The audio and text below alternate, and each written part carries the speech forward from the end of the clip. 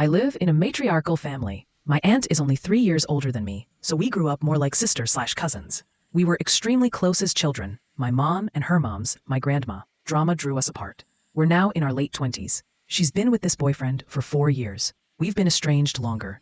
This guy didn't even know she had another sister, plus a niece, until 2 years into their relationship, to show just how estranged we are. I've met this dude twice. The first time was my great-grandma's, the matriarch, 90th birthday. At the time, she lived with us, so me and my family planned a trip to surprise her with everyone she loved, including people me and my mom were estranged from. The trip went great. No hiccups because everyone who had drama kept to themselves, because everyone was smart enough to know it wasn't the time or place. This meant that I didn't say anything to this guy, outside of maybe a quick hello. I did not interact with my aunt at all. His second time was during the last week of my great-grandma's life. It was an extremely difficult time. We basically all played nice and pretended like the estrangement never happened in the weeks leading up to her death. We all spent the majority of our days in my great-grandma's house together, and there was a lot of hope for reconciliation.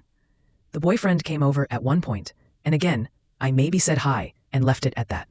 I honestly don't know. No offense to this guy, but he definitely wasn't on the top of my mind.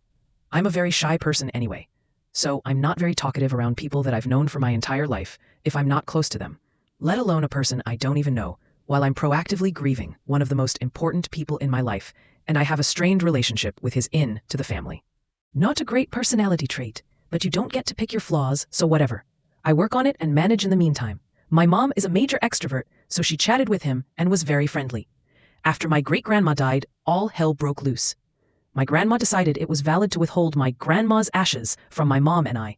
It reignited our estrangement, and we haven't talked to any of them since my great-grandma's funeral because of this. It's infuriating to me because my great-grandma was very clear she wanted each person to get ashes, even bought us all urns.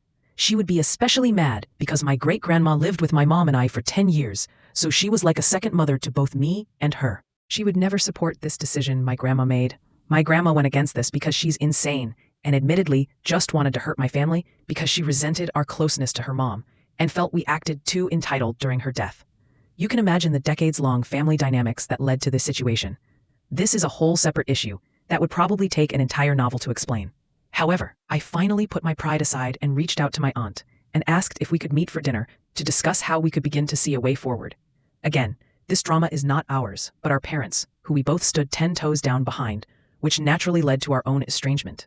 I felt it's not right we've had to pay the price for feelings that aren't ours, even if I'm mad that she chose to actively go against my grandma's wishes to stand beside her mom while she made a cruel decision towards me and my mom.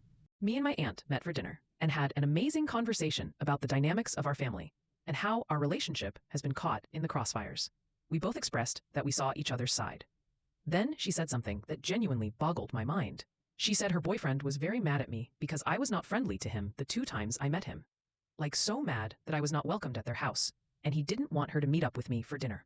She also said he really liked my mom because she did talk to him. I immediately felt empathy because, as a shy person, I know how it feels to feel excluded, and I know how you cling on to anyone who does include you. My aunt seemed frustrated by him feeling this way, specifically about him saying she shouldn't meet up with me because of this, but didn't go into too much detail outside of sharing how he felt.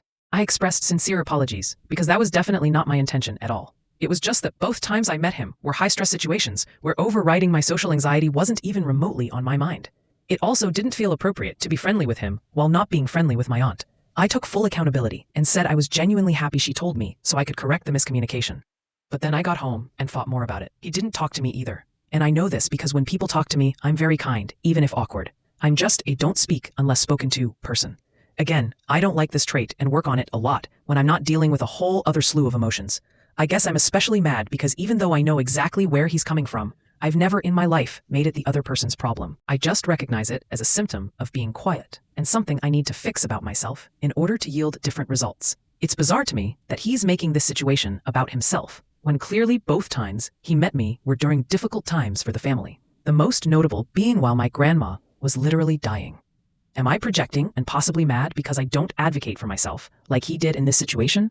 Or is he being way too sensitive? Regardless, I've already expressed apologies and will not take them back because they were genuine. I just find this situation so strange.